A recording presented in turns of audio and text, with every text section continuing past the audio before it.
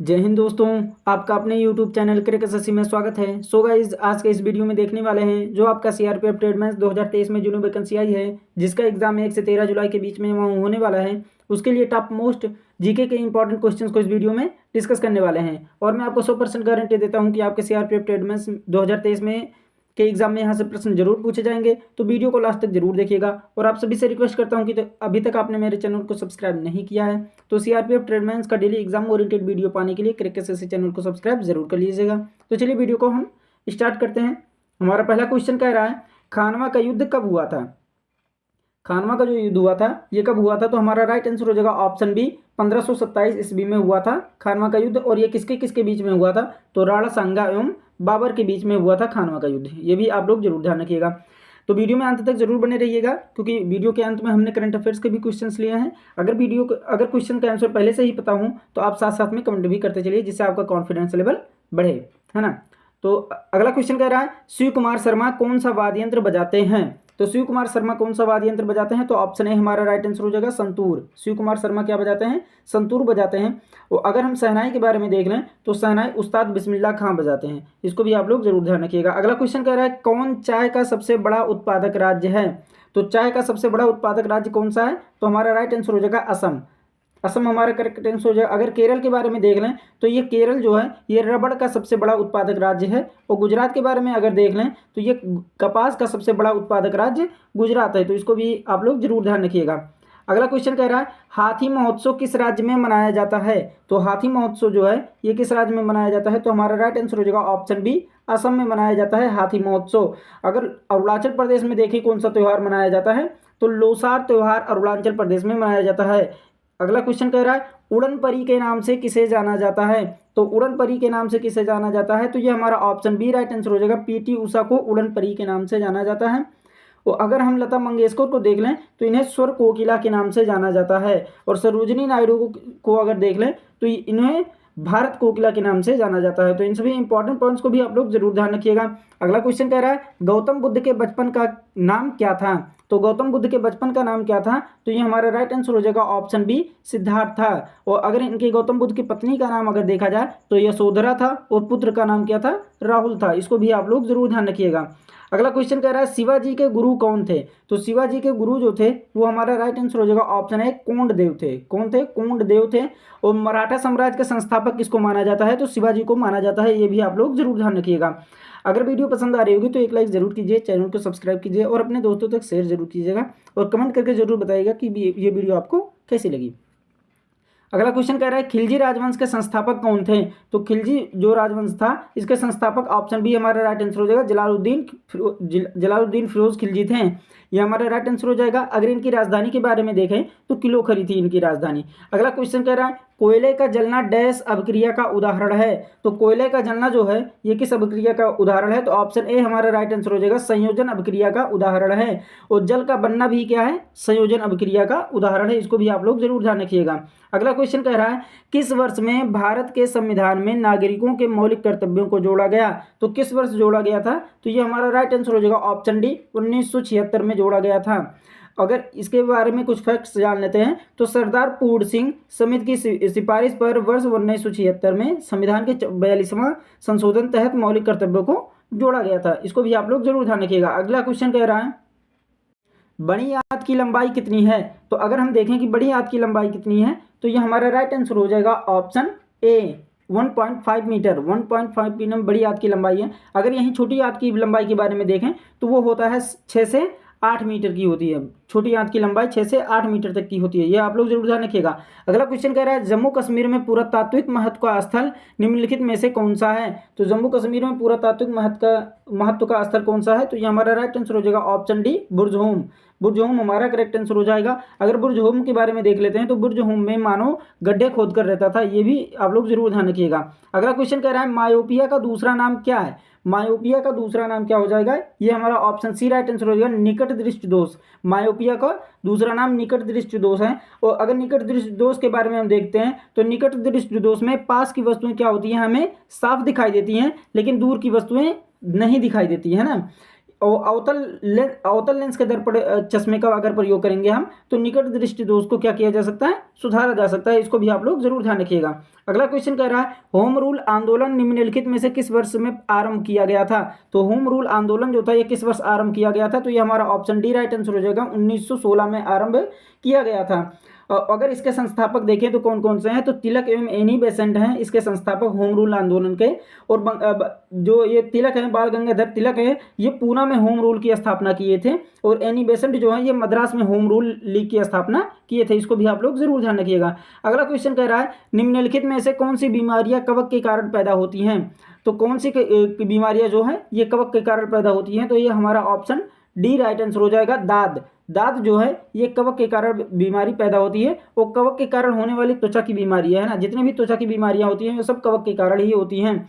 अगला क्वेश्चन कह रहा है 2011 की जनगणना के अनुसार सर्वाधिक जनसंख्या वाला राज्य कौन सा है। तो सर्वाधिक जनसंख्या वाला राज्य कौन सा है, तो ये हमारा ऑप्शन बी राइट आंसर हो जाएगा। उत्तर प्रदेश है। कौन है, उत्तर प्रदेश हमारा करेक्ट आंसर हो जाएगा। अगला क्वेश्चन कह रहा है भारत की सबसे लंबी नदी कौन सी है। तो भारत की सबसे लंबी नदी जो है वो ब्रह्मपुत्र है। ऑप्शन ए हमारा राइट आंसर हो जाएगा। और अगर हम एशिया की सबसे लंबी नदी के बारे में देखें तो यांगत्जे नदी है। कौन सी है, यांगत्जे नदी, ये एशिया की सबसे लंबी नदी है। ये भी आप लोग जरूर ध्यान रखिएगा। अगला क्वेश्चन कह रहा है यदि भारत के राष्ट्रपति त्यागपत्र देना चाहते हैं तो वो अपना त्यागपत्र किसे देंगे। तो हमारा राइट आंसर हो जाएगा ऑप्शन ए, भारत के उपराष्ट्रपति को देंगे। राष्ट्रपति अगर त्यागपत्र अपना देना चाहता है तो वो भारत के उपराष्ट्रपति को दे सकता है। अगला क्वेश्चन हम देख लेते हैं क्या कह रहा है। डैश की कमी से रिकेट्स का रोग होता है। तो किसकी कमी के कारण रिकेट्स के नामक रोग होता है, तो ये हमारा ऑप्शन बी राइट आंसर होगा। विटामिन डी की कमी के कारण होता है रिकेट्स नामक रोग। अगला क्वेश्चन कह रहा है सेब में निम्नलिखित में से कौन सा एसिड पाया जाता है। तो सेब में कौन सा एसिड पाया जाता है, तो ये हमारा ऑप्शन सी राइट आंसर हो जाएगा। मैलिक एसिड जो है ये सेब में पाया जाता है। ये हमारा करेक्ट आंसर हो जाएगा। अगला क्वेश्चन कह रहा है डैश दुनिया में सबसे बड़ी नदी द्वीप है। तो दुनिया में सबसे बड़ी नदी द्वीप जो है ये माजुली नदी द्वीप है। ये हमारा करेक्ट आंसर हो जाएगा। और माजुली नदी द्वीप जो है ये कहाँ पर स्थित है, असम में स्थित है। और माजुली जो है नदी द्वीप ये ब्रह्मपुत्र नदी के मध्य में बसा हुआ है। कहाँ है माजुली नदी द्वीप, तो ये ब्रह्मपुत्र नदी के मध्य में बसा हुआ है। इसको आप लोग जरूर ध्यान रखिएगा। अगला क्वेश्चन कह रहा है भारत पर शासन करने वाला पहला मुस्लिम राजवंश कौन था, है ना। तो पहला मुस्लिम राजवंश कौन था भारत पर शासन करने वाला, तो ये हमारा राइट आंसर हो जाएगा। ऑप्शन है गुलाम राजवंश। गुलाम राजवंश ये हमारा करेक्ट आंसर हो जाएगा। अगला क्वेश्चन कह रहा है निम्नलिखित में से कौन सी धातु सबसे अधिक मुलायम धातु है। तो कौन सी धातु जो है वो सबसे अधिक मुलायम धातु है, तो हमारा ऑप्शन ए राइट आंसर हो जाएगा। सोना सबसे अधिक मुलायम धातु है। ये भी आप लोग ध्यान रखिएगा कि सबसे अधिक प्रतिक्रियाशील धातु अगर कौन सी है तो कैल्शियम है। सबसे अधिक प्रतिक्रियाशील धातु कौन सी है, कैल्शियम। इसको भी आप लोग जरूर ध्यान रखिएगा। अगला क्वेश्चन कह रहा है निम्नलिखित में से कौन सा पदार्थ ओजोन परत को नष्ट करता है। तो ओजोन परत को कौन नष्ट करता है, तो ये हमारा ऑप्शन डी राइट आंसर हो जाएगा। क्लोरीन जो है ये ओजोन परत को नष्ट करता है। अगला क्वेश्चन कह रहा है हमारे शरीर की कौन सी कोशिकाओं को मानव शरीर के रक्षक के रूप में जाना जाता है। तो हमारे शरीर की कौन सी कोशिकाओं को मानव शरीर के रक्षक के रूप में जाना जाता है, तो ऑप्शन डी हमारा राइट आंसर हो जाएगा। सफेद रक्त कोशिकाएं, सफेद रक्त कोशिकाएं हमारा करेक्ट आंसर हो जाएगा। अगला क्वेश्चन कह रहा है राज तरंगिणी पुस्तक के लेखक कौन है। तो राज तरंगिणी पुस्तक के लेखक कौन है, तो ये हमारा राइट आंसर हो जाएगा। ऑप्शन डी कल्हड़ हैं। और अगर बाणभट्ट के बारे में देखें तो बाल भट्ट की पुस्तक के लेखक किसकी पुस्तक के लेखक हैं, तो कादम्बरी आप लोग जरूर ध्यान रखिएगा। अगला क्वेश्चन कह रहा है भारत के संविधान का निम्नलिखित में से कौन सा अनुच्छेद समान नागरिक संहिता से संबंधित है। तो कौन सा अनुच्छेद है जो समान नागरिक संहिता से संबंधित है, तो ऑप्शन ए हमारा राइट आंसर हो जाएगा। अनुच्छेद 44 हमारा करेक्ट आंसर हो जाएगा। अगला क्वेश्चन कह रहा है किस गैस को उसकी ठोस अवस्था में शुष्क बर्फ भी कहा जाता है। तो किस गैस को कहा जाता है, तो ये हमारा ऑप्शन बी राइट आंसर हो जाएगा। कार्बन डाइऑक्साइड को कहा। अगर इसका सूत्र देख लेते हैं CO2 होता है, नाइट्रोजन का N2 होता है, और ऑक्सीजन का O2 होता है, और हाइड्रोजन का H2 होता है। इन सबको आप लोग जरूर ध्यान रखिएगा। अगला क्वेश्चन कह रहा है गुप्त वंश के संस्थापक कौन थे। तो गुप्त वंश के संस्थापक कौन थे, तो ये हमारा ऑप्शन डी राइट आंसर हो जाएगा। श्रीगुप्त थे गुप्त वंश के संस्थापक।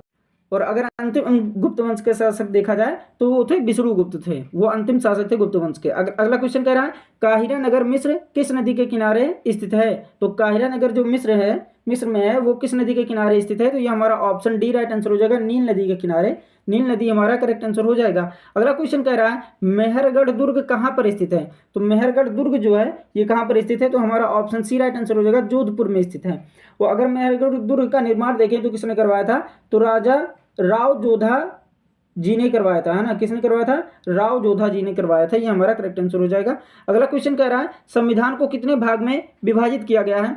तो संविधान को कितने भाग में विभाजित किया गया है? तो हमारा ऑप्शन सी राइट आंसर हो जाएगा, 22 भाग में संविधान को विभाजित किया गया है। आप लोग ये भी ध्यान में रखिएगा कि नगर पालिका का अगर उल्लेख जो है तो ये किस भाग में है? तो भाग 9A में है ना। तो नगर पालिका का उल्लेख है, इसको भी आप लोग जरूर ध्यान रखिएगा। अगला क्वेश्चन कह रहा है प्रवासी भारतीय दिवस कब मनाया जाता है? तो प्रवासी जो भारतीय दिवस है ये कब मनाया जाता है? तो हमारा राइट आंसर हो जाएगा ऑप्शन सी 9 जनवरी को। 9 जनवरी को प्रवासी भारतीय दिवस के रूप में मनाया जाता है। अगला क्वेश्चन कह रहा है चौसा का युद्ध हुमायूं और डैश के बीच लड़ा गया था। तो चौसा का युद्ध जो था ये किसके किसके बीच में लड़ा गया था?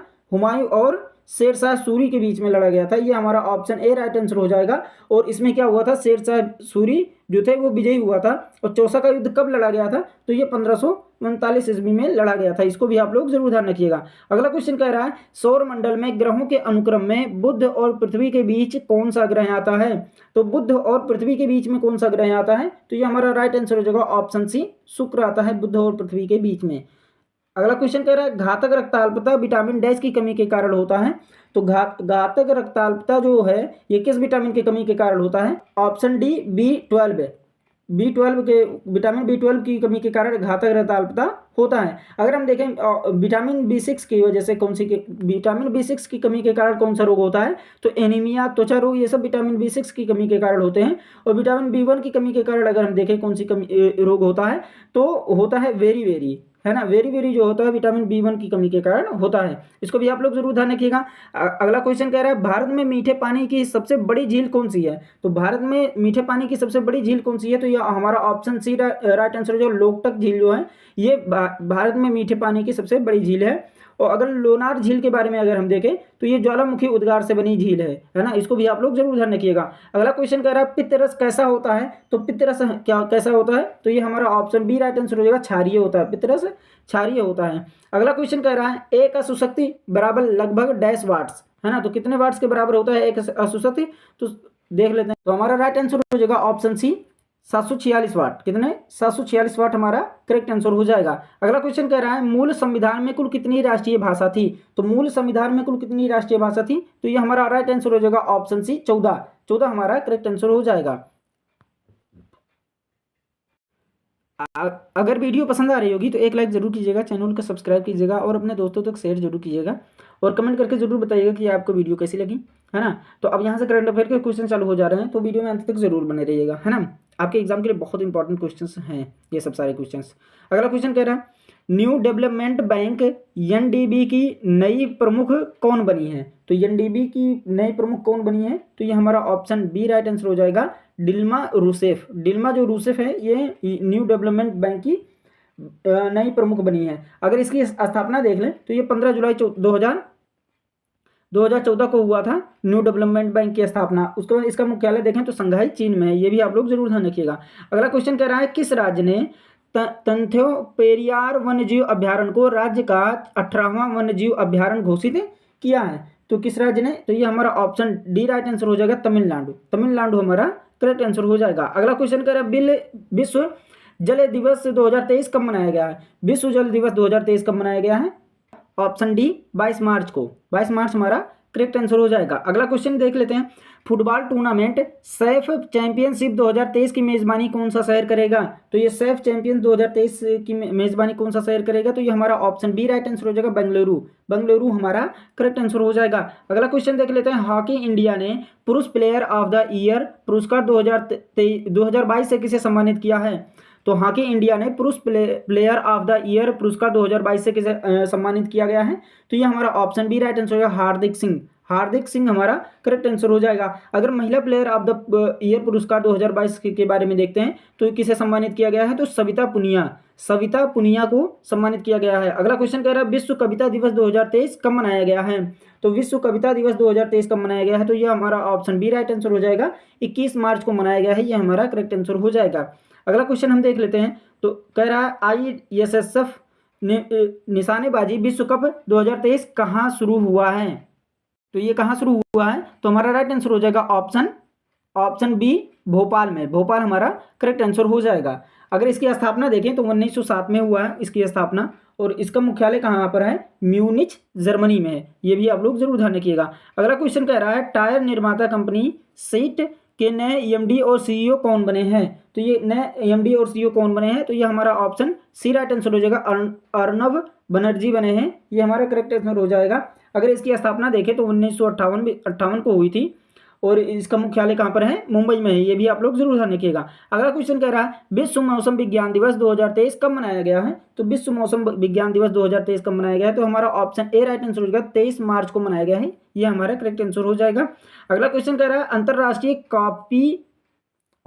कॉफी कंपनी स्टारबक्स के नए CEO कौन बने हैं? तो अंतरराष्ट्रीय कॉफी कंपनी जो स्टारबक्स के नए CEO कौन बने हैं? तो ये हमारा ऑप्शन ए राइट आंसर हो जाएगा, लक्ष्मण नरसिम्हन हमारा करेक्ट आंसर हो जाएगा। अगर इसकी स्थापना देखें तो 30 मार्च 1971 को हुआ है, और मुख्यालय कहाँ पर है? वाशिंगटन USA में है। तो ये आपके 50 क्वेश्चन थे जो आपके एग्जाम के लिए बहुत इंपॉर्टेंट है। अगर वीडियो में आप लोग वीडियो के अंत तक जरूर बने रहिए होंगे तो बहुत कुछ नया सीखने को मिला होगा, और जो आपके एग्जाम के लिए बहुत इंपॉर्टेंट है ना।